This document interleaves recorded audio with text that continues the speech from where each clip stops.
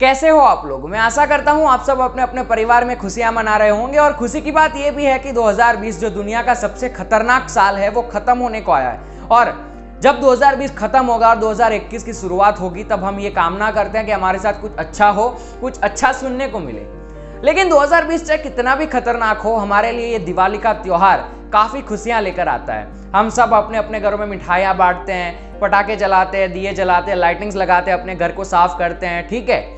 लेकिन जब हम छोटे थे तब हमारे पापा मम्मी, हमारे दादा दादी हम लोगों को ये कहानी सुनाया करते थे कि भगवान श्री राम जब 14 साल के वनवास के बाद अयोध्या लौटे थे तब अयोध्या वासी ने उनके आने की खुशियां मनाने के लिए दिए जलाए थे।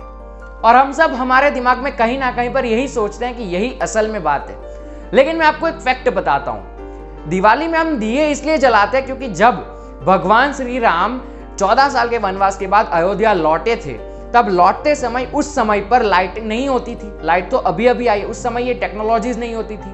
तो भगवान श्री राम जब इतने थके हुए, जब इतनी मुश्किलों के बाद 14 साल के बाद जब आए थे अयोध्या, तो उनको रास्ते में कठिनाई ना हो इसलिए अयोध्या वासियों ने सारे रास्ते पर दिए जलाए थे ताकि वो दिए की रोशनी की मदद से अयोध्या में प्रवेश कर सके। लेकिन हम सब ये मानते हैं कि दिवाली में दिए जो जलाते हैं वो भगवान की आने की खुशी पर जलाते हैं। ये एक सही बात तो है, लेकिन रियल रीजन ये था दिए जलाने का। अब ये तो एक हमारे हिंदू रिलीजन की बात है। मैं बात करता हूं कि भगवान श्री राम सक्सेसफुली, या फिर हम अगर हिंदी में बोले तो भगवान श्री राम सही सलामत अयोध्या फिर से किस लिए लौटे थे, किस वजह से लौटे थे, किन की वजह से लौटे थे? वो है भगवान श्री हनुमान। क्योंकि वनवास के समय रावण ने सीता मैया का अपहरण कर लिया था और अपहरण करके जब रावण सीता मैया को श्रीलंका ले गया तो उस टाइम पर सीता मैया को बचाने के लिए, रावण को हराने के लिए हमारे पास थे हमारे भगवान श्री हनुमान। भगवान श्री हनुमान ने भगवान श्री राम, लक्ष्मण और पूरी अयोध्या की रानी सीता मैया को बचाने में मदद की थी। और यही जो कहानी है लोगों को बचाने की, वो आज भी चली आती है। पुलिस लोगों को बचाती है, सैनिक देश को बचाता है। अब ये सब अपना अपना काम करते हैं, लेकिन ये जो इंटरनेट की दुनिया है वो आने वाले समय में काफी ऊपर जाने वाली है। और इस दुनिया में भी काफी ऐसे क्राइम होते हैं, काफी लोगों की जानें जाती है, काफी कुछ होता है। तो भगवान श्री हनुमान की तरह इस इंटरनेट की दुनिया में भी इन सभी लोगों को बचाने वाला कोई तो होना चाहिए। अब इंटरनेट की दुनिया में पुलिस और आर्मी जो होती है वो बंदूक लेके तो बैठ नहीं सकती, तो क्या होगा, कौन होगा?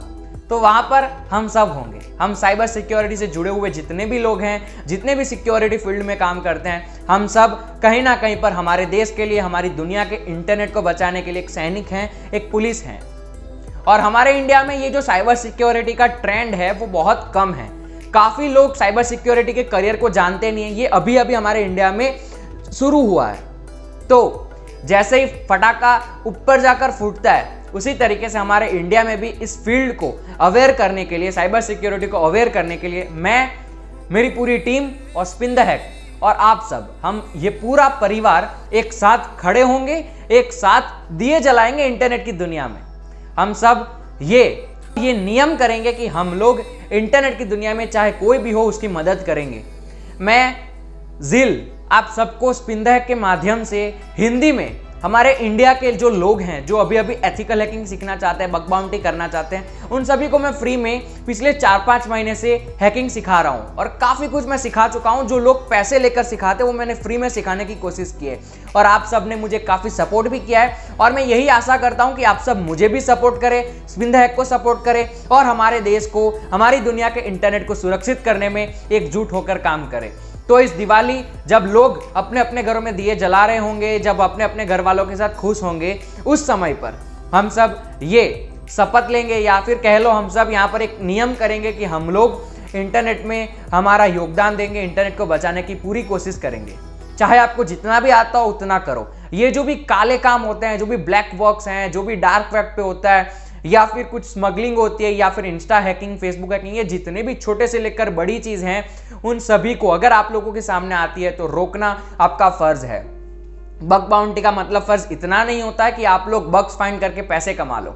एथिकल हैकर इंटरनेट की दुनिया का सैनिक है और मैं आप सबको, हमारी पूरी टीम, हमारी पूरी फैमिली स्पिन द हैक आप लोगों को इस दिवाली के अवसर पर सलाम करती है कि आप लोग एथिकल हैकिंग सीखने के लिए हमारे साथ जुड़े हैं, एथिकल हैकिंग सीख रहे हैं, आपके अंदर एक जुनून है देश को बचाने का, इंटरनेट को बचाने का। और मैं भगवान से बस यही कामना करूंगा इस दिवाली के अवसर पर कि आप लोगों की ये जो इच्छा है वो पूरी हो, आप लोग अपने अपने करियर में आगे बढ़ें। और पूरी स्पिन द हैक फैमिली की तरफ से मैं आप सभी को दिवाली की शुभकामनाएं देता हूं। और मैं इसी तरीके से आप सभी से वादा करता हूं कि साइबर सिक्योरिटी हमारे इंडिया में आगे बढ़ाता रहूंगा। आप सब भी मेरा सपोर्ट करना। तो अगर आप लोग हैकिंग सीखना चाहते हो, मेरे साथ जुड़ सकते हैं, स्पिन द हैक को सब्सक्राइब कर सकते हैं, लाइक कर सकते हैं। और आज के इस वीडियो पर मैं चाहता हूं कि हमारे जितने भी सब्सक्राइबर्स हैं उसमें से 50% सब्सक्राइबर कमेंट करें, ताकि मुझे पता चल सके कि आप लोग मेरे साथ जुड़े हो, हमारे देश को बचाने के लिए जुड़े हो, हमारी इस दुनिया को बचाने के लिए जुड़े हो। तो बस इस छोटी सी वीडियो के माध्यम से मैं आप सभी तक ये मैसेज पहुंचाना चाहता था कि हम लोग भी इंटरनेट की दुनिया के पुलिस हैं, हम लोग भी इंटरनेट की दुनिया के सैनिक हैं।